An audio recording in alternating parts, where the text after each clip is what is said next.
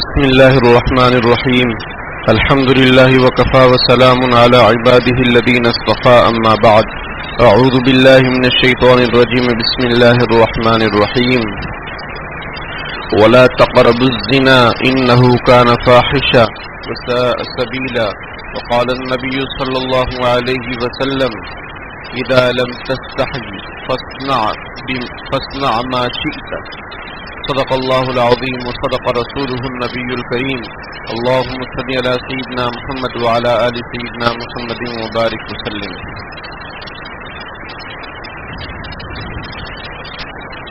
محترم بھائیوں، بزرگوں، گزشتہ ہفتے آپ لوگوں کے سامنے یہ باتیں ذکر کی گئی تھیں کہ پورے ملک میں، خاص طور پر اور بھی پوری دنیا میں یہ خبر سننے میں آتی رہتی ہے کہ چھوٹی بچی کے ساتھ غلط کام ہو گیا، کسی عورت کے ساتھ غلط کام ہو گیا.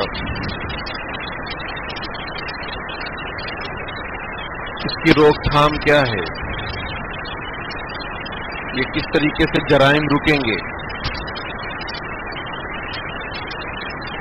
تو اسی سلسلے میں گفتگو ہو رہی تھی.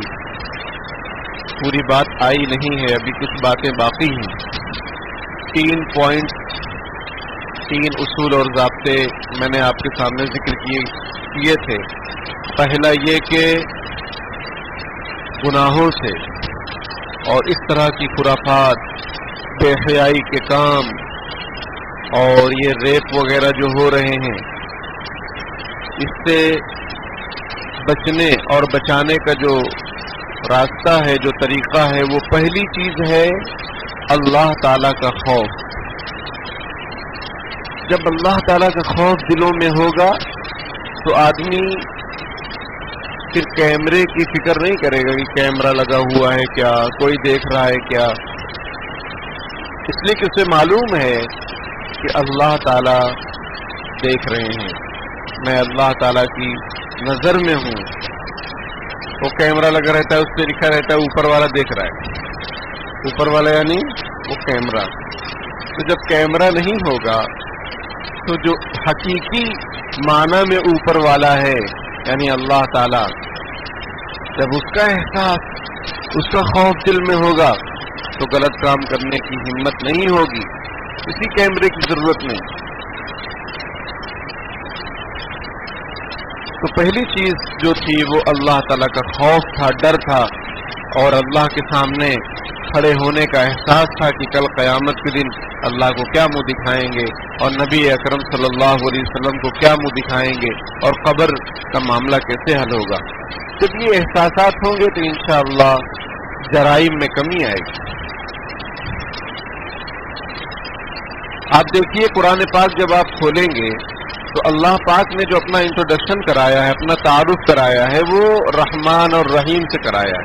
لیکن اس کے ساتھ ساتھ مالک یوم الدین بھی ذکر کیا ہے.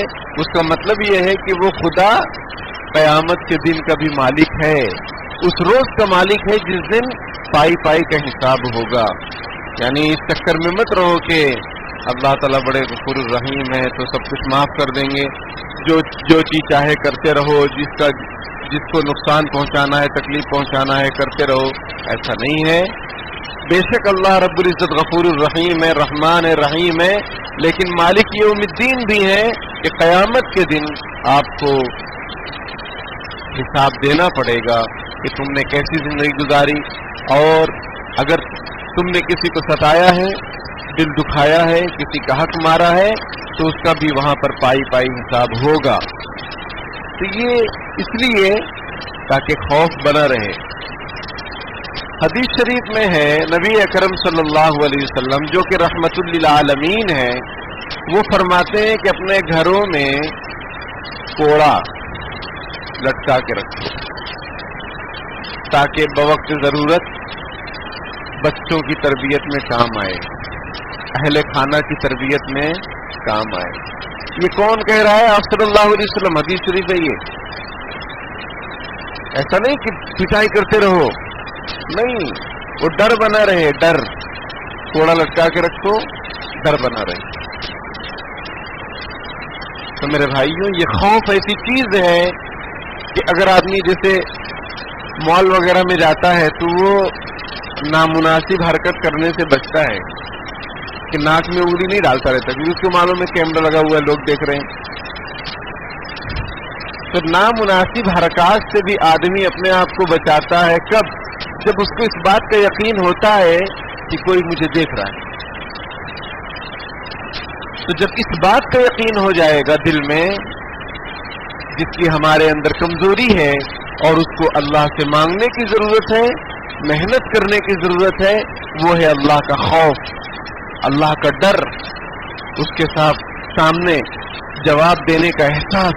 یہ جب پیدا ہو جائے گا انشاءاللہ ایسے برے برے جو جرائم ہو رہے ہیں یہ کم ہونے لگیں گے، اور بھی بہت ساری جو ہے کمیاں کوتاہیاں اور بے حیائیاں اور برے کام انشاءاللہ ختم ہو جائیں گے۔ تو پہلا پوائنٹ تھا خوف۔ دوسری بات میں نے ذکر کی تھی پچھلے ہفتے کہ لباس اور پردے کے بارے میں، کیوں کیسا ہونا چاہیے، مردوں کا بھی عورتوں کا بھی، وہ ذکر کیا گیا تھا۔ تیسری چیز تھی اختلاط۔ اختلاط کا معنی ہوتا ہے میل جول، مردوں عورتوں کا میل جول۔ مردوں عورتوں کا میل جول کا مطلب یہ نہیں کہ ہم اپنے گھر میں ہی نہ رہیں کہ یہاں عورتیں ہیں، یہ مطلب نہیں ہے۔ غیر محرم عورتوں سے میل ملاپ سے بلا وجہ، بلا سخت مجبوری کے بچنا، یہ مطلب۔ مرد و زن یعنی جن کا آپس میں، جن کے لیے پردہ ضروری ہے، ان کا آپس میں اکٹھا ہونے سے، ساتھ میں رہنے سے، بے تکلفی سے بچنا، یہ تیسری چیز۔ یہ اگر نہیں ہوتا ہے، یہ تیسری چیز پر اگر ہم توجہ نہیں دیں گے تو یہ سب جرائم رکنے والے نہیں ہیں، یہ بڑھتے جائیں گے۔ اور میں نے اس کی بہت ساری مثالیں دی کہ آج کل دکانوں میں بھی سیلف گرل کو رکھنے کا رواج چل رہا ہے، اور اسپیلنگ بدلتے دیر نہیں لگتی ہے، سمجھ رہے ہیں؟ یہ رواج بنتا جا رہا ہے، پہلے غیروں میں تھا، اب مسلمانوں میں بھی شروع ہو چکا ہے، اور پہلے عام مسلمانوں میں تھا، اب دیندار پرہیزگار لوگ بھی ان کو اس کے بغیر چارہ نہیں ہے، کیونکہ وہ یہ سمجھتے ہیں کہ یہ 1500 میں 1500 میں یہ آ جائیں گی، اور وہ آ جاتی ہیں۔ یہ بھی ایک خطرناک پہلو۔ اسی طریقے سے ہمارا جو تعلیمی نظام ہے وہ بھی مخلوط ہے، ہوتے جا رہا ہے، بڑے پیمانے پہ ہوتے جا رہا ہے۔ اس کی وجہ سے بھی یہ سب جو خرافات ہیں، بے حیائی ہے، حیا ہے، یہ سب ختم ہو جائے گی۔ اس پر بھی توجہ کی ضرورت ہے۔ یہ 3 پوائنٹس ہم نے گزشتہ ہفتے بیان میں ذکر کیے تھے۔ آج چوتھی بات یہ ہے، لڑکے لڑکیوں کی شادی میں تاخیر۔ بے حیائی معاشرے میں جو رکنے کا نام نہیں لے رہی ہے، اور ملک میں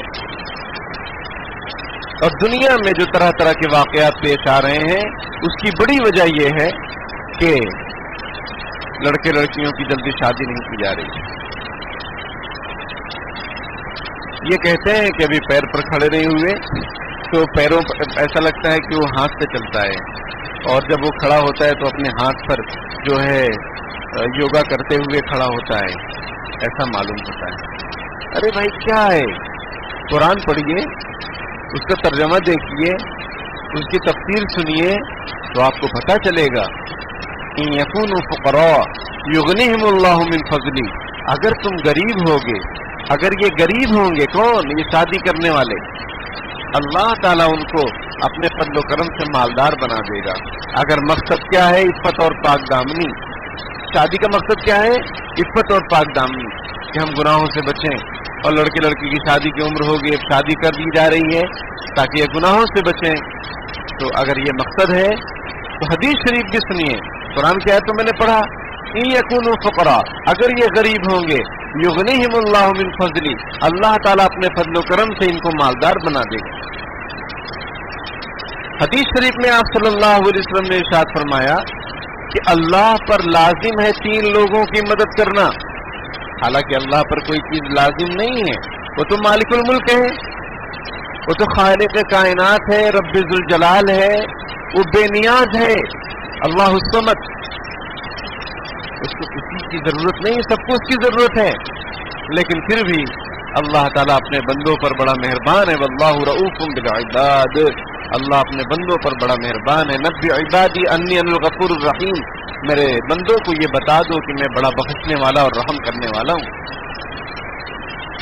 آپ صلی اللہ علیہ وسلم ارشاد فرماتے کہ 3 لوگوں کی مدد اللہ پر لازم ہے۔ نمبر 1 جو اللہ کی راہ میں جہاد کرنے والا ہو۔ نمبر 2 وہ شخص جو شادی اس لیے کر رہا ہے تاکہ وہ عفت اور پاک دامنی کی زندگی گزارے، اس کی ہیلپ اور مدد کرنا کس پر لازم ہے؟ شہنشاہ عالم پر، مالک دو جہاں پر، جس کے قبضے میں زمین، لہو مقالید السماوات والارض، آسمان اور زمین کی خزانے اور چابیاں اور ساری چیزیں اللہ کے قبضے قدرت میں، اس کے ذمے کس کی مدد ہے؟ اللہ۔ اس کے ذمے کس کی مدد ہے؟ اس شخص کی مدد ہے جو اس لیے شادی کر رہا ہے تاکہ وہ گناہوں سے بچ سکے، اس کی ہیلپ اللہ پر لازم ہے۔ اور تیسرا وہ غلام جس کو اس کے مالک نے کہہ دیا ہو کہ بھائی تم پیسہ دو، کہ 1 لاکھ روپے دو تم آزاد ہو، اب وہ غلامی کا سلسلہ چونکہ ختم ہے، اب ہم نہ کسی کو خرید سکتے ہیں نہ بیچ سکتے ہیں، اسلام میں منع ہو گیا، لیکن شروع اسلام نے یہ بات کی، تو اس کی بھی مدد اللہ پر لازم ہے۔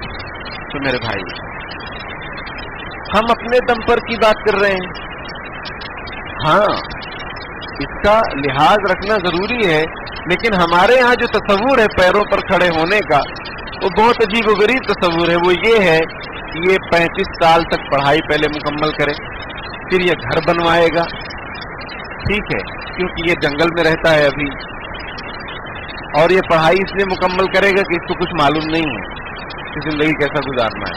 پڑھائی مکمل ہو رہی ہے، پھر بڑے عالی شان بنگلہ تیار ہو رہا ہے، اس کے بعد یہ شادی کرے گا، تو مہندی ہاتھوں میں اچھی لگتی ہے، بالوں پر نہیں، سمجھ رہے ہیں؟ مہندی کہاں اچھی لگتی ہے؟ ہاتھوں میں، بالوں پر نہیں۔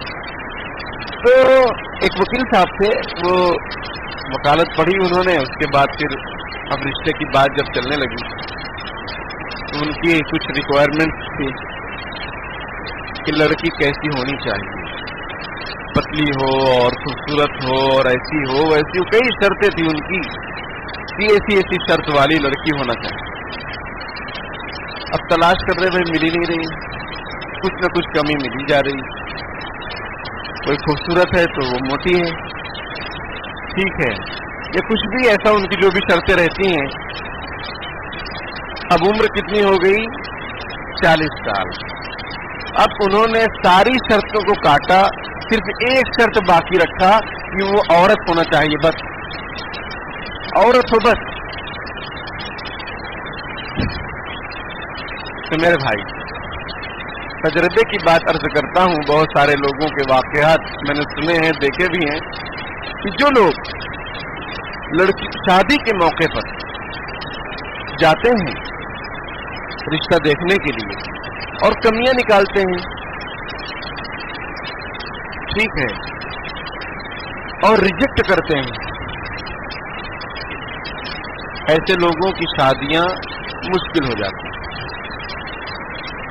کیونکہ آہیں لگتی ہیں، جس کے یہاں کھائے برابر، ٹھیک ہے، خوب کھائے، اکیلے نہیں، سب کو لے گئے تھے دیکھنے کے لیے، خوب کھائے دبا دبا کے، ٹھیک ہے، اس کے بعد پھر منع کر دیے تو دل ٹوٹے گا نا بھائی۔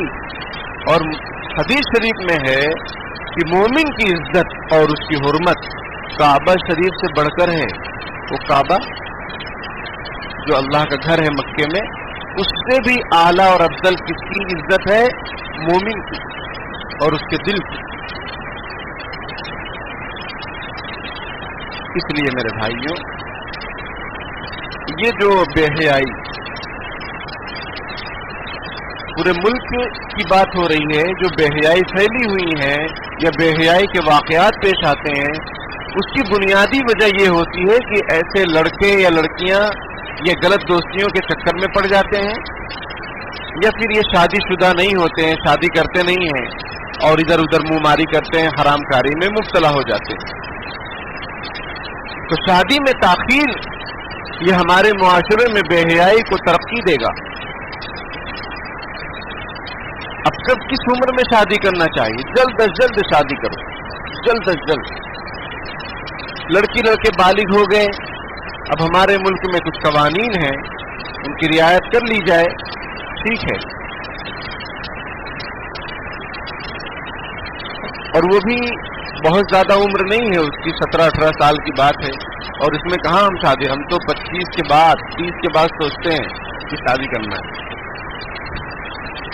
حالانکہ یہ جو عمر ہوتی ہے بلوغت کے بعد، 15 سال کے بعد سے 16-17 سال سے جو شروع ہوتی ہے 25 سال تک، اپنے آپ کو سنبھالنا بہت مشکل ہوتا ہے، لڑکے کا بھی لڑکی کا بھی، الا یہ کہ ان کو ماحول ایسا ملے، دینی پرہیزگار ایسا ماحول ملے، گھرانہ ملے، ماں باپ ملے، ٹھیک ہے، اور موبائل اور انٹرنیٹ اور ٹی وی سے بچا ہوا دور ایسا ماحول ملے تو ممکن ہے کہ وہ گناہوں سے بچ پاتے ہیں، ورنہ پھر وہ بچ نہیں پاتے ہیں، اپنے آپ کو بچا نہیں پاتے ہیں۔ اور یاد رکھیے حدیث شریف میں آپ صلی اللہ علیہ وسلم نے ارشاد فرمایا کہ جب بچہ پیدا ہو اس کے ماں باپ اس کا اچھا نام رکھیں، اس کی اچھی تربیت کریں، دینی ایمانی تربیت کریں، اور پھر جب ان کی شادی کی عمر ہو جائے تو شادی کر دیں، تو اس پر بہت زیادہ فضیلت ہے، اللہ تعالیٰ کی طرف سے بخشش کا وعدہ ہے۔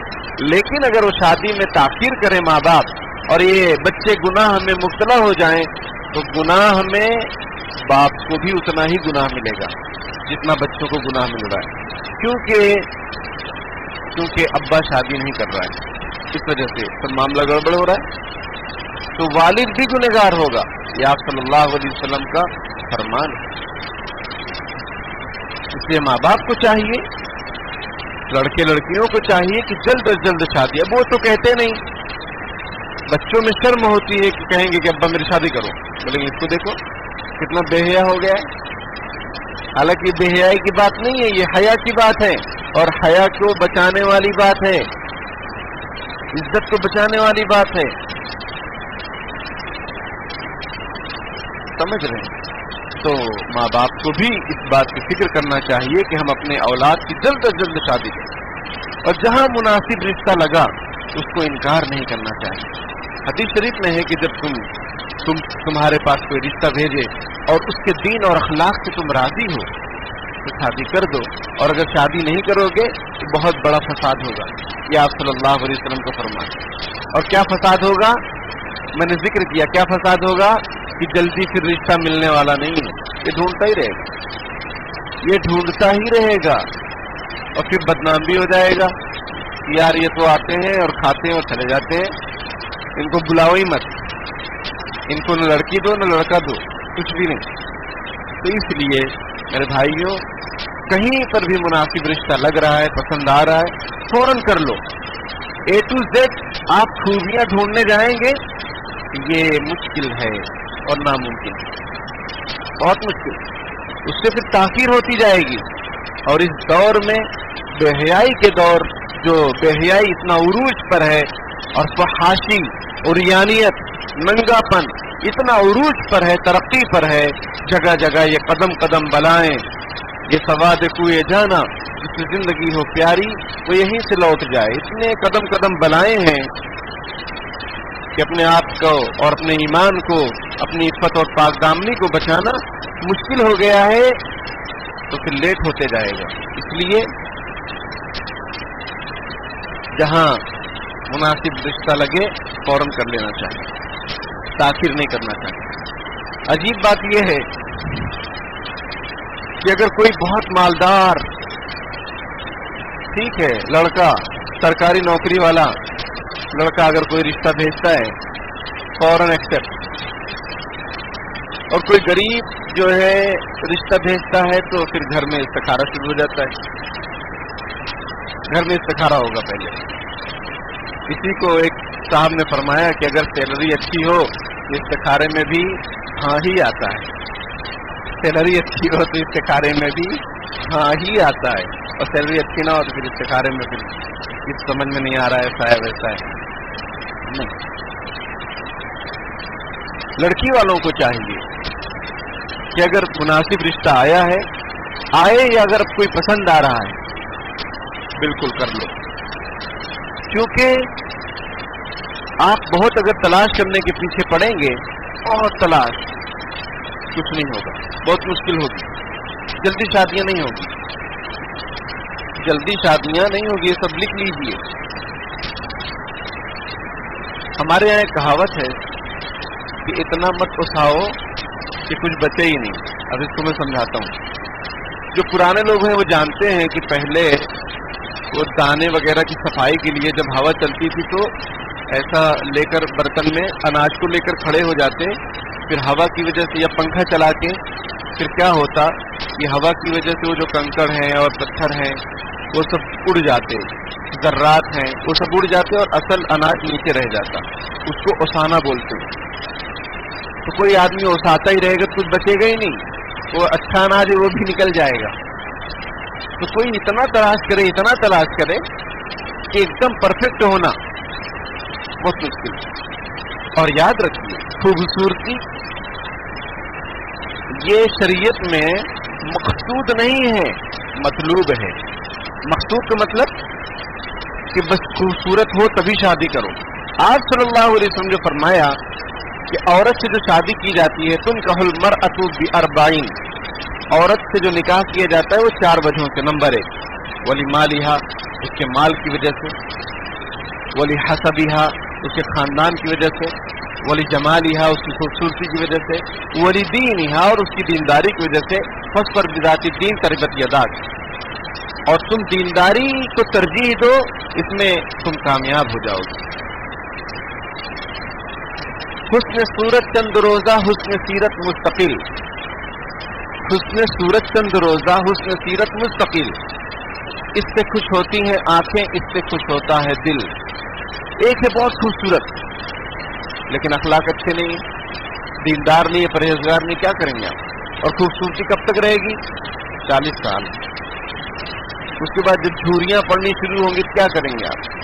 और अल्लाह न करे कुछ जो है बीमारी हो जाए, खूबसूरती में कोई ऐब आ जाएगा, क्या करेंगे? और हुस्न सीरत यानी जो बाअखलाक हो, दीनदार हो, परहेजगार हो, उससे दिल हमेशा खुश होगा। वो हमेशा आपको अपना शौहर मान कर चलेगी, पूरे घर को लेकर चलेगी। उसको मालूम है कि शौहर का क्या मकाम है, क्योंकि वो दीनदार परहेजगार है।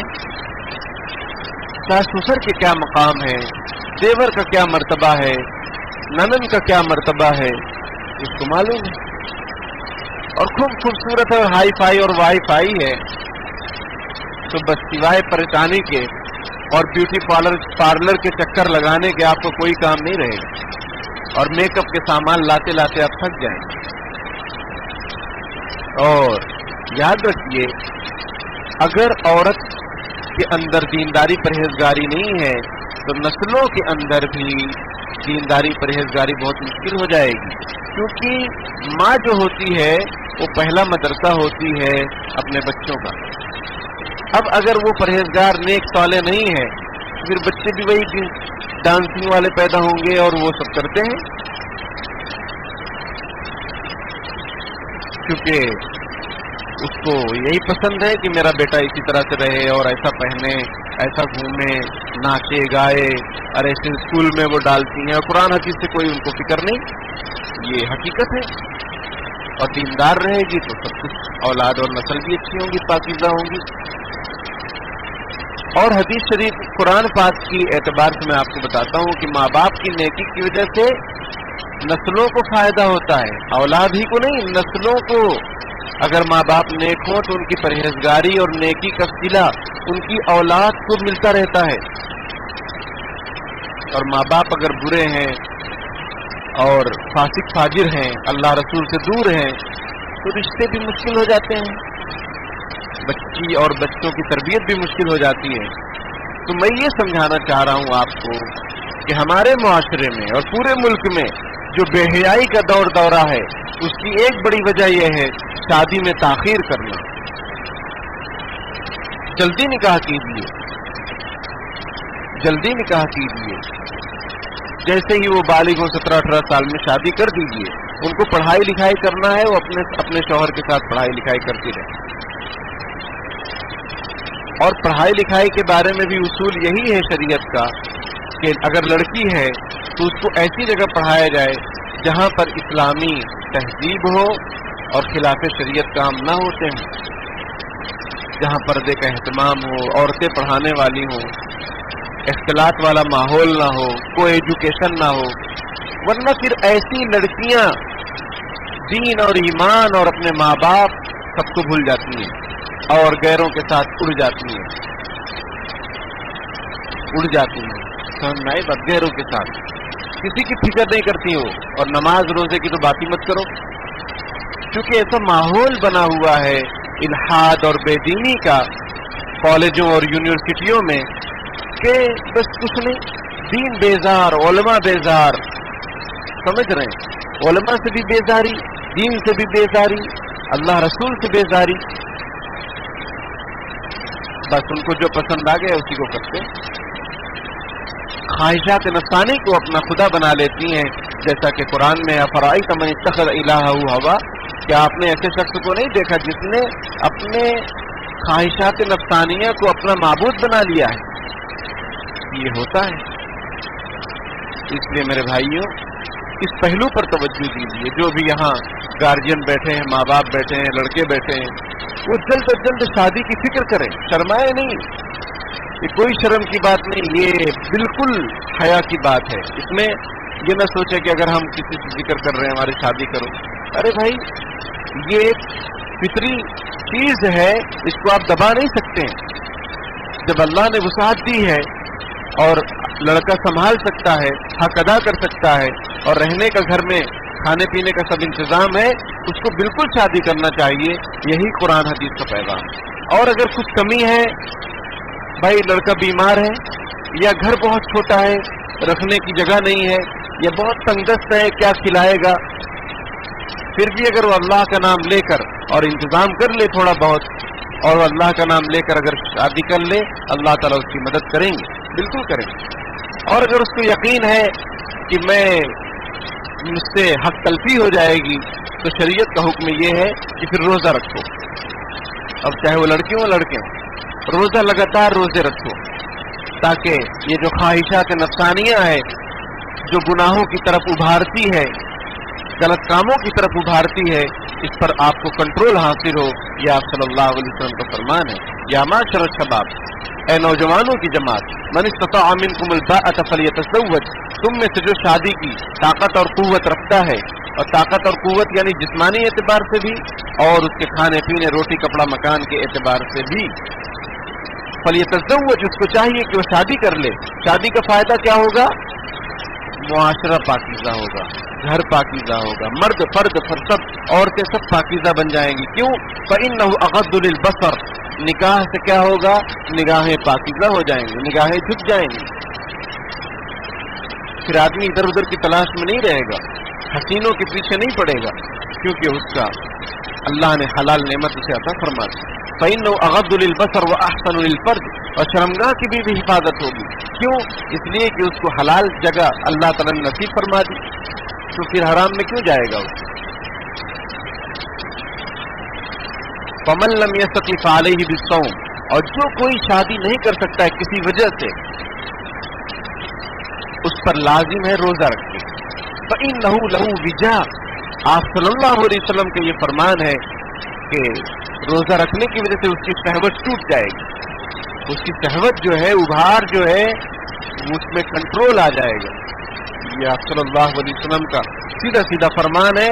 اور اگر اس پر عمل کیا جائے گا تبھی اس طرح کے کرائم اور جرائم کم ہوں گے، معاشرہ ہمارا پاکیزہ ہوگا.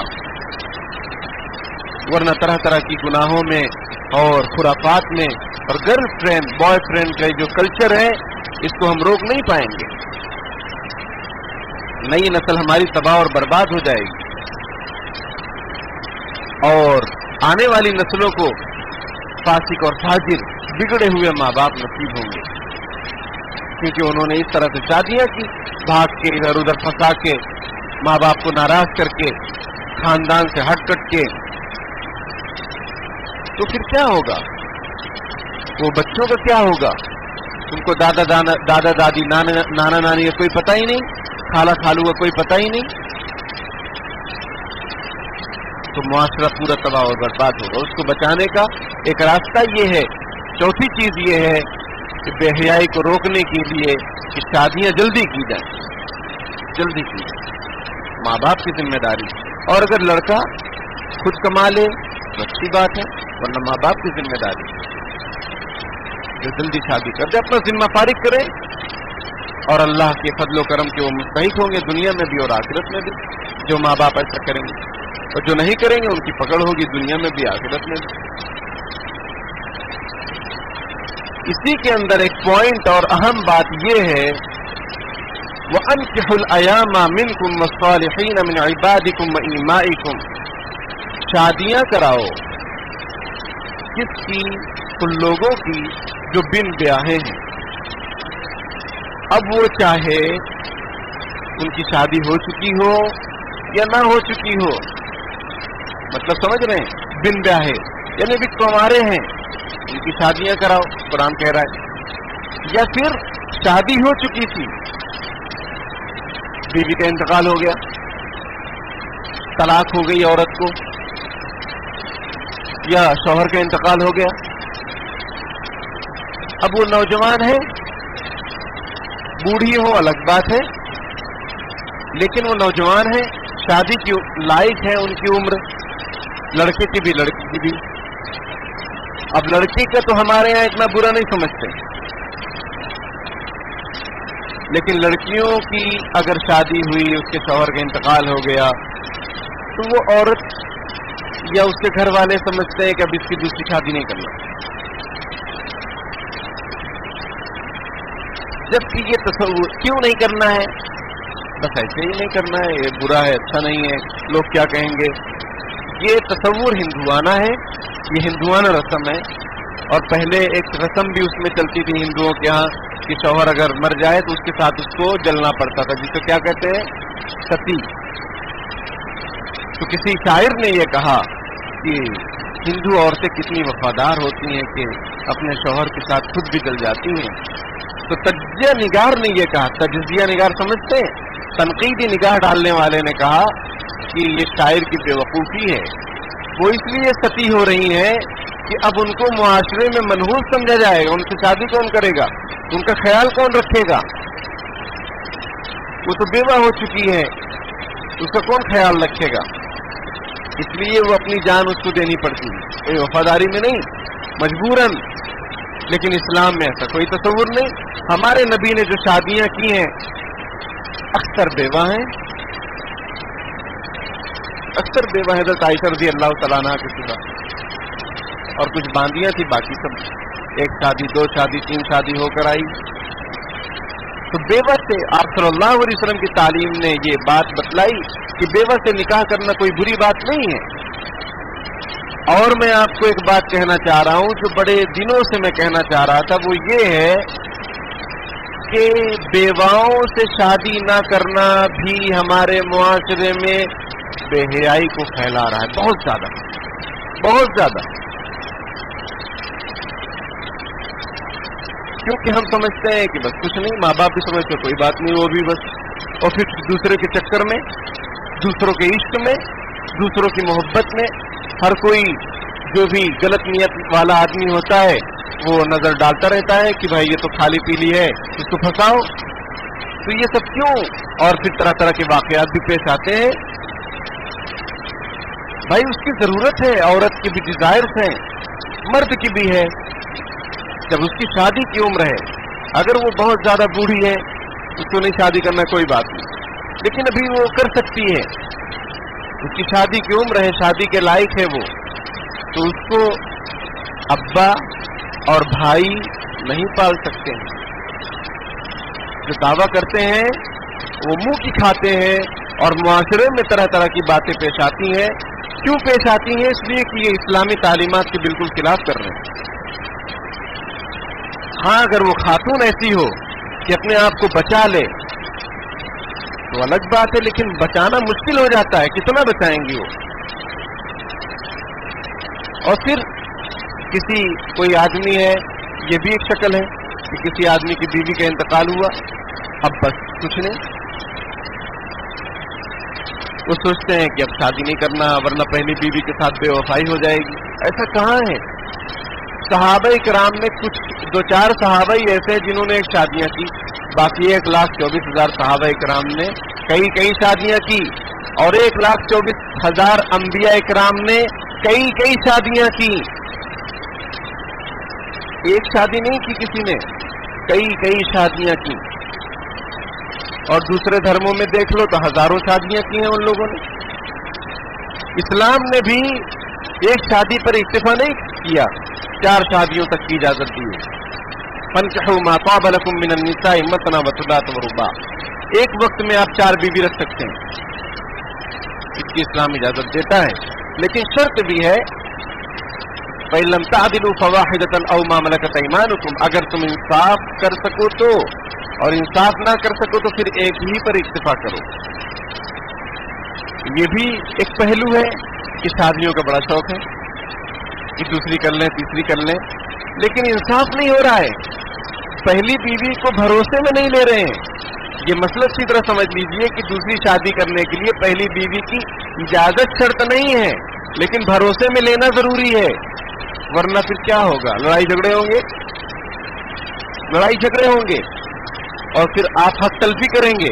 اور حدیث شریف میں ہے کہ جو شخص 2 بیویوں سے، جس کی 2 بیویاں ہوں اور اگر وہ کسی کے ساتھ نہ حق تلفی کرتا ہے، قیامت کے دن جب وہ اٹھے گا تو اس کا ایک پہلو فالج والا ہوگا، گرا ہوا ہوگا، ایک پہلو ایک سائیڈ اس کا گرا ہوا ہوگا کہ اس نے ایک کے ساتھ نا انصافی کی۔ اگر دم ہے، طاقت ہے، قوت ہے، صلاحیت ہے اور اتنے اسباب ہیں کہ آپ دونوں کو لے کر چل سکتے ہیں اور دونوں کے دل کو جیت سکتے ہیں، تب دوسری شادی کیجئے، ورنہ ایک پر اکتفا کیجئے، ورنہ ایک پر بھی اکتفا کیجئے۔ اور سنیے شریعت کا مسئلہ، ایک کے ساتھ بھی وفاداری نہیں کر سکتے، نبھا نہیں سکتے تو روزے رکھو، اس سے بھی شادی مت کرو، یہ بھی ہے مسئلہ۔ ایسا نہیں بس شادی کرو، لاؤ کسی کی بچی کو پریشان کرو، یہ حرام ہے ظلم کرنا کسی پر بھی۔ تو بات کو سمجھ رہے ہیں؟ ہمارے معاشرے میں بے حیائی کی ایک بڑی وجہ یہ ہے کہ جو مطلقہ ہوتی ہیں یا جن کے شوہر کا انتقال ہو چکا ہے، ان عورتوں کی شادی نہیں کی جاتی ہے، نہ وہ کرتی ہیں، اور پھر برائی کے دروازے کھلتے ہیں جس کو کوئی روک نہیں پاتا ہے، اور پھر محلے والے بڑے ہی باغیرت بنتے ہیں جو کہ انتہائی بے غیرت ہیں۔ کیا باغیرت بنتے ہیں؟ پھر لڑائی کرتے ہیں، مارتے ہیں اس آدمی کو جس کا کسی کے ساتھ تعلق ہے، کسی بیوہ کے ساتھ، کسی مطلقہ کے ساتھ، یا اس عورت کو مارتے ہیں جس کا کسی کے ساتھ افیئر ہے، تعلق ہے، ناجائز حرام۔ ارے بے غیرتوں، تمہارے اندر اگر ذرہ برابر بھی اس بات کی غیرت موجود ہے نا کہ بھائی میرے محلے کی لڑکی کے ساتھ ایسا کیوں کیا، یہ آدمی کی ہمت کیسی ہوئی یہاں آنے کہ اس کو مارتے ہیں؟ ارے بے غیرتوں، اگر تمہارے اندر غیرت ہے تو اس کی شادی کرو، اس کی شادی کرو، اس کی جو بھوک ہے وہ شادی کے راستے سے مٹے گی، ورنہ پھر کیوں جو ہے تم اچھل رہے ہو اور خلاف شریعت کام کر رہے ہو؟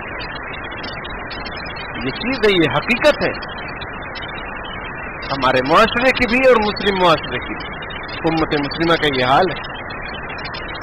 اس طرح سن لیں گے کہ اس کے ساتھ تعلق ہے، ایسا ہے ویسا ہے، اس کو ماریں گے، ڈانٹیں گے، پوری فیلڈنگ سجائیں گے۔ ارے فیلڈنگ سجا کے اس کی شادی کرو، اس کی شادی کرو، اور قرآن کہہ رہا ہے وَأَنكِحُوا الْأَيَامَ، بے نکاح لوگوں کا شادی، بے نکاح لوگوں کا نکاح کرو۔ اب چاہے وہ مرد ہو، چاہے عورت ہو، چاہے شادی شدہ ہو، چاہے مطلقہ ہو، چاہے کسی کے شوہر کا انتقال ہو چکا ہو، چاہے کنوارے ہوں، یہ ایامہ کی تفسیر ہے جو قرآن کہہ رہا ہے۔ اس لیے اسی طریقے سے دوسری شادی کو معیوب سمجھنا کہ دوسری شادی اچھی بات نہیں، کسی نے دوسری شادی کر لی، کہتے یار یہ تو عجیب بات نہیں ہے، کتنا بے حیا انسان ہے، یہ دوسری شادی کر لیا، یاد رکھیے جو ایسی کمنٹ کرتے ہیں ان کے ایمان کا خطرہ ہے، کیونکہ دوسری اور تیسری اور چوتھی شادی کرنے کی اجازت قرآن نے دی ہے۔ تو آپ قرآن کے حکم کے خلاف جا رہے ہیں، آپ کون ہوتے ہیں؟ جب خدا نے اس کو پرمیشن دی ہے آپ کون ہوتے ہیں؟ اگر آپ اس کے خلاف کمنٹ کر رہے ہیں اور اس کو برا سمجھ رہے ہیں تو فقہا نے لکھا ہے مسئلہ ایمان کا خطرہ ہے۔ ہاں، دوسری شادی کرنے والی کی بھی ذمہ داریاں ہیں، ایسا نہیں کر ڈالو، نہیں، اس کے اصول اور ضابطے میں نے بھی ذکر کیے۔ یہ کمیاں ہیں، ان کمیوں کو دور کریں گے تو معاشرے سے بے حیائی ختم ہوگی، ورنہ بے حیائی ختم ہونے والی نہیں ہے، ورنہ ہمارے معاشرے سے، ملک سے یہ سب جرائم ختم ہونے والے نہیں ہیں۔ جس طریقے سے ہم یہ سمجھتے ہیں کہ فساد کہیں ہو گیا، کہیں سیلاب آ گیا تو ان کی ہیلپ کرنا، ریلیف کیمپ لگانا، ان کی مدد کرنا، ان کو کھانا راشن پہنچانا لاک ڈاؤن کے زمانے میں، یہ عبادت ہے، بے شک عبادت ہے، بہت بڑا کام ہے، اور بہت بڑا کام الحمدللہ ہند کے مسلمانوں نے کیا، ورنہ بھوکمری عام ہو جاتی، سمجھ رہے ہیں؟ لیکن پھر بھی یہ شکوہ ہے کہ ہم جو ہے وفادار نہیں ہیں ملک کے۔ تو جس طریقے سے یہ نیکی ہے اسی طریقے سے میں آپ کے سامنے درخواست کرتا ہوں، اور اللہ مجھے اور آپ سب کو توفیق دے، ان خواتین کی شادی کرائیے، ان لڑکوں کی شادی کروائیے جو بے نکاحے ہیں، جو بے شادی شدہ ہیں، وہ چاہے جو ہوں، اس کا بھی یہ بھی بہت بڑا کام ہے۔ اور میں نے پتہ کیا تو ایسے لوگ ہیں، تو شاید پیلی ندی پہ کوئی ہے جو شادی کرواتا ہے، وہ رہتے ہیں ہر جگہ، ویب سائٹ بھی رہتی ہے، ویب سائٹ بھی رہتی ہے، وہ ویب سائٹ وغیرہ کے چکر میں مت نہ پڑے، ٹھیک ہے، وہ سب میک اپ والا معاملہ رہتا ہے، اور اس میں جھوٹ فراڈ سے بچیں کہ ارے بہت اچھا لڑکا ہے، بہت اچھی لڑکی ہے، کر ڈالو، دھوکہ نہ دیں، دھوکہ دینا حرام ہے، جو حقیقت ہے وہ بتائیے۔ اب شادی کروا رہے ہیں ایسی لڑکی سے یا لڑکے سے جس کی شادی ہو چکی ہے، لیکن بتا رہے ہیں ایک دم کیوں آ رہا ہے، اب بعد میں پتہ چلا بھائی وہ تو شادی شدہ تھا، یہ شادی شدہ تھی، یعنی متعلقہ تھی یا اس کے شوہر کا انتقال، یہ سب جھوٹ اور فراڈ ہے، یہ اس سے بچنا ہے۔ لیکن میں یہ سمجھانا چاہ رہا ہوں کہ یہ بھی قرآن کا ایک حکم ہے، وَأَنكِحُوا شادی کرواؤ، نکاح کرواؤ، اقیموا الصلاۃ، نماز قائم کرو، کسی کی مدد کرو، یہ بھی ہے ایک کام کرنے کا۔ جو ریٹائرڈ لوگ ہیں جن کا کوئی کام نہیں، صرف پینشن، نو ٹینشن جو لوگ ہیں، ان کو کون سا کام ہے؟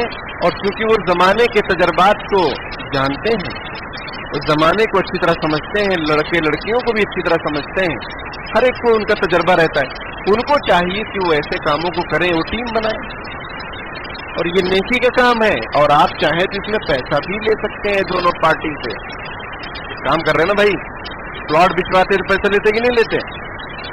یہ بھی تو ایک بہت بڑا کام ہے، پلاٹ پر رہنے والوں کو آپ جب جدا یہ ملا رہے ہیں تو اس کا بھی آپ معاوضہ لے سکتے ہیں، جائز، کیونکہ اس میں ٹینشن رہتا ہے، فون سے بات کرنا، وقت دینا، دونوں پارٹی کو ملانا، فائدہ بھی ہے، جہاں دونوں پارٹی جمع ہوئی تو دعوت تو ہوتی ہے، تو یہ بھی فری میں کھائے گا ہی، فائدہ تو ہے ہی ہے، لیکن یہ بھی فائدہ ہے، پیسہ بھی لے سکتے ہیں، جائز ہے، شریعت میں اس کا حکم ہے، اس کے سلسلے میں مسائل ہیں، یہ ایک نیک کام ہے، ایسا کرنا چاہیے۔ کوئی اگر لڑکا ہے، کوئی آدمی ہے، ٹھیک ہے، کوئی عورت ہے بیچاری، اب اس کے شوہر کا انتقال ہو گیا، کوئی نہیں ہے، اب وہ اس عمر کی ہے کہ وہ شادی کر سکتی ہے، یا پھر اس سے پوچھا جائے، ماں باپ پوچھیں، بھائی پوچھیں، اگر وہ اس عمر کی ہو تو اس کی زبردستی شادی کریں، وفاداری محبت وہ اپنی چیز اپنی جگہ پر ہے، سمجھ میں آئی بات کہ مجھے بہت محبت ہے ایسا ویسا، لیکن خواہشات نفسانی سے کیسے بچیں گے؟ یہ ایک سیکسول ڈیزائر جو ہے یہ فطری چیز ہے، اس کو یہ نہ سمجھیں کہ یہ کبھی کبھی ہوتی ہے، نہیں، جس طرح بھوک پیاس ایک سسٹم اللہ نے رکھا ہے، اس طریقے سے شہوت کا بھی اللہ نے ایک سسٹم رکھا ہے، اس کو اس پہ آپ انکار نہیں کر سکتے، اس سے آپ بھاگ نہیں سکتے ہیں، یہ چیز رہے گی۔ تو یہ بھی ایک پہلو ہے جس پر توجہ کی ضرورت ہے، اور ہمارے معاشرے میں اگر اس پر توجہ نہیں کی گئی تو بے حیائی کے دروازے نہیں بند ہوں گے، فحاشی کے دروازے نہیں بند ہوں گے۔ یہ جو چلتے ہیں جسے کوٹھا وغیرہ کہتے ہیں، کیا کہتے ہیں، چکلا وغیرہ کہتے ہیں، یہ سب کیا ہے، کیوں ہوتے ہیں یہ سب؟ ان عورتوں کو کوئی مل ہی نہیں رہا، وہ بزنس بنا لیتی ہیں، ان کی شادی کرائی جائے، وہ شوہر کے ساتھ رہیں تو کیا ضرورت ہوگی ان کو پھر؟ لیکن نہیں، شادی نہیں ہے تو پھر غلط راستے پر نکل پڑتی ہیں، اور اللہ تعالیٰ معاف فرمائے، اللہ تعالیٰ بچائے ہماری نسلوں کو۔ ہوتا یہ ہے پھر کہ کبھی کبھی ایسے لوگ مل جاتے ہیں لڑکی کو چکنے والے اور لڑکی کو پھنسانے والے، بیچ ڈالتے ہیں، آگے جا کے بیچ ڈالتے ہیں، پھر وہ کہاں جائے گی؟ اس لیے اس کی سیکورٹی، اس کی حفاظت اس کے ماں باپ کی، اس کے گھر والوں کی، اور معاشرے کی، اور ہماری اور آپ کی ذمہ داری ہے۔ ہم نظر رکھیں۔ اب ہم اس پر تو نظر رکھتے ہیں کہ کس کا کس کے ساتھ افیئر ہے، کس کا کس کے ساتھ چکر ہے، یہ ہماری مجلس کا ایک ٹاپک ہوتا ہے، لیکن ہم یہ نہیں کر سکتے جو کرنا چاہیے کہ ان کا جو ہے رشتہ کر دیں اور ان کی شادی بیاہ کا انتظام کر دیں، یہ کر دیں جو نیکی کا کام ہے۔ سمجھ رہے ہیں میرے بھائی؟ تو بے حیائی کی روک تھام کے لیے چوتھا جو اہم پوائنٹ ہے وہ یہ ہے کہ لڑکے اور لڑکیوں کی جلدی شادی کی جائے، بن بیاہے جو بھی ہیں، نئی بات، جو بھی مطلب جو کنوارا ہے یا پھر شادی شدہ ہے، جو بھی ہے، ان کی بھی شادی کی فکر کی جائے، وہ بھی شادی کریں۔ معیوب نہیں ہے یہ چیزیں مطلوب ہیں، یہ ضروری ہیں، ورنہ پھر گناہوں سے بچنا مشکل ہو جائے گا، اور یہ معاشرے کی جو پاکیزگی ہے اور جو شرم و حیا ہے اس کو ہم بچا نہیں پائیں گے۔ چوتھی چیز یہ ہوئی۔ پانچویں چیز یہ ہے کہ اپنے گھروں میں شرعی پردے کا اہتمام کریں۔ اب ہوتا کیا ہے شرعی پردہ کا مطلب کیا ہوتا ہے؟ آپ صلی اللہ علیہ وسلم فرمایا ایاکم الدخول علی النساء، تم لوگ بچو عورتوں کے پاس جانے سے۔ دوسری حدیث شریف آپ صلی اللہ علیہ وسلم فرمایا کہ کوئی عورت یا مرد ایک جگہ جمع نہ ہو الا یہ کہ اس عورت کا محرم بھی اس کے ساتھ ہو، کوئی اجنبی دو اجنبی، الخلوۃ بالاجنبیۃ حرام، یہ علامہ شامی رحمۃ اللہ علیہ یعنی فتویٰ ہے، یہ فقہ کا مسئلہ ہے، کیا اجنبی عورت کے ساتھ تنہائی اختیار کرنا حرام ہے بلا سخت ضرورت کے؟ اور سخت ضرورت اگر ہے تو عورت کو چاہیے کہ اس کا کوئی محرم اس کے ساتھ ہو، اس کا بیٹا ہو، اس کا خاوند ہو، اس کا بھائی ہو، تبھی وہ کسی مثال کے طور پر علاج کے لیے جانا ہے ڈاکٹر صاحب کے پاس، تو عورت تنہا نہ جائے، اپنے محرم کے ساتھ جائے۔ یہ نہیں ہمارے یہاں کیا ہے، ہمارے معاشرے کا حال کیا ہے، عورت بیمار ہے جا کے دوا لے لے، پیسہ دے دیے، ہو گئی بات ختم، اس کو لے جائیے، آپ ساتھ میں جائیے، کوئی محرم بھیجیے ساتھ میں، دیور محرم نہیں ہے، غیر محرم ہے۔ جب یہ بات آپ صلی اللہ علیہ وسلم نے ارشاد فرمائی کہ تم عورتوں کے پاس آنے جانے سے بچو، تو ایک انصاری صحابی نے فرمایا، پوچھا اے اللہ کے رسول آپ دیور کے بارے میں کیا خیال ہے آپ؟ ارأیت ما رأیت الحم، دیور کے بارے میں آپ کا کیا خیال ہے؟ آپ صلی اللہ علیہ وسلم فرمایا الحم موت، دیور موت ہے، دیور موت ہے۔ موت کیسے؟ جس طریقے سے آدمی دیور موت سے بچنے کی کوشش کرتا ہے، راستے پہ چلتا ہے تو کنارے کنارے چلتا ہے، ٹھیک ہے، کراسنگ اگر آ گئی تو دیکھتا ہے کوئی گاڑی وڑی تو نہیں آ رہی ہے، اپنے آپ کو بچاتا ہے، نہیں بچاتا ایکسیڈنٹ سے، حادثے سے۔ تو جس طریقے سے موت سے آدمی اپنے آپ کو بچاتا ہے، اس طریقے سے عورت کو چاہیے کہ اپنے آپ کو دیور سے بچائے۔ میں نے کیا کہا 5ویں نمبر پر، شرعی پردہ ہمارے یہاں ہو، اس کا اہتمام کریں، ورنہ بے حیائی رک نہیں پائے گی۔ شرعی پردہ کا مطلب یہ ہرگز نہیں ہے کہ بالکل ہی ہر وقت عورت نقاب نہیں رہے گھر میں۔ جوائنٹ فیملی ہے، چھوٹا سا گھر ہے، اب اس میں رہ رہے ہیں، تو اب عورت کیا نقاب میں رہے گی 24 گھنٹہ؟ یہ مطلب نہیں ہے۔ مطلب یہ ہے کہ عورت اپنے آپ کو بچا کے رکھے، بچ کے رہے، گھونگھٹ ڈال کے رکھے، ٹھیک ہے، اوڑھنی اور دوپٹہ صحیح رکھے، اپنے سر کی اپنے چہرے پر ذرا سا گھونگھٹ ڈال کے رکھے۔ پہلے برادران وطن میں بھی بہت زیادہ اس بات کا اہتمام کیا جاتا تھا کہ وہ بہت زیادہ پردے میں رہتی تھیں، لیکن اب سب اوپن ہو گیا معاملہ، اور انہی کے ساتھ ہم بھی رہتے ہیں، تو ہم بھی سمجھتے ہیں کہ بس جیسا دیش ویسا بھیس۔ کنا اذل قوم فعزنا اللہ بالاسلام، حضرت عمر رضی اللہ تعالیٰ فرماتے ہیں کہ ہم لوگ بہت ذلیل لوگ تھے، اللہ نے اسلام کے ذریعے سے عزت عطا فرمائی، اور جو کوئی بھی اسلام کے علاوہ میں عزت کو تلاش کرے گا اللہ اس کو ذلیل کر کے رکھ دیں گے۔ یہ حضرت عمر رضی اللہ تعالیٰ عنہ کا فرمان ہے۔ اس لیے ہم یہ نہ سوچیں کہ بھائی ہمارا خاندان ہے، سب پیار محبت ہے، بھائی ہیں، بہت اچھے ہیں۔ اب عورت اگر مان لو تھوڑا بچتی بھی ہے تو مرد اس کو ڈانٹتا ہے کہ تم میرے بھائی کو ایسا سمجھتی ہے، تجھے شرم نہیں آتی؟ پھر عورت بھی کچھ نہیں، شرعی پردے کا اہتمام کیا جائے، کرایا جائے۔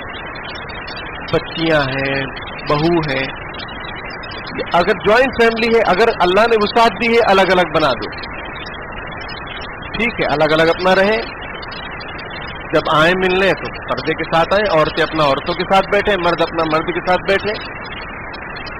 ہوتا کیا ہے، اور اگر مان لو چھوٹا گھر ہے، بہت بڑا گھر نہیں ہے، سب ساتھ میں ہی رہتے آئے ہیں، تو بھی اہتمام کریں، مرد جب بھی گھر میں آئے کھانس کر آئیں، ڈائریکٹ نہ داخل ہو جائے، ڈائریکٹ داخل نہ ہو جائے، چاہے اپنی والدہ ہی کیوں نہ ہو کم گھر میں۔ یہ آپ صلی اللہ علیہ وسلم کا فرمان، قرآن میں بھی اس کا حکم ہے۔ تو کھانس کر آئیں، آواز دے کر آئیں، تاکہ وہ سمٹ جائیں، خواتین ہٹ جائیں، بے تکلفی نہ ہو، ہنسی مذاق نہ ہو۔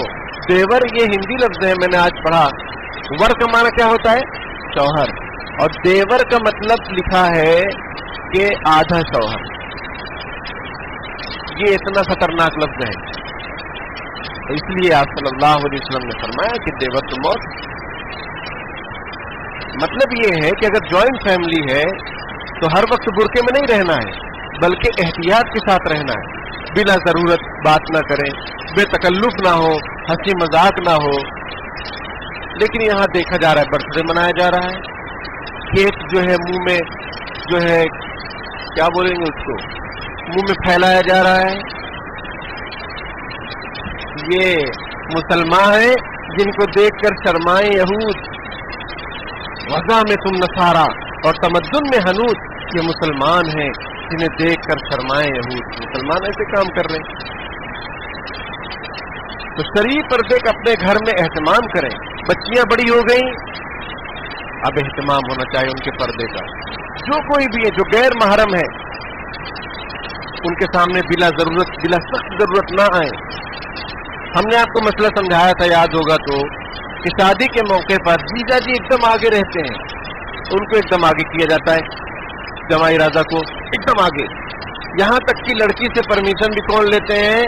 جمائی راجا، جو کہ کیا ہے؟ غیر محرم ہے۔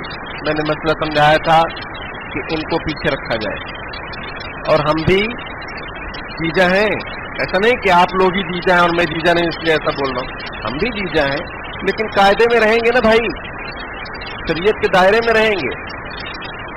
لڑکی سے پرمیشن محرم لے گا، اور اچھا ہے کہ ابا لے، اس سے اچھا ہے بھائی لے، یعنی سب سے اچھا ابا لے، اور اگر ابا نہیں لے رہا ہے تو بھائی لے، محرم۔ ماموں لے، خالو بھی محرم نہیں ہے، خالو تو خالو اس لیے ہوئے کہ خالہ سے شادی ہوئی، ورنہ تو خالو خالی تھے کہیں اور کے خالو تھے وہ، سمجھ رہے ہیں؟ تو خالو بھی محرم نہیں ہے. بہت زیادہ اہتمام کی ضرورت ہے ہمارے معاشرے میں، کیونکہ ہمارے گھر چھوٹے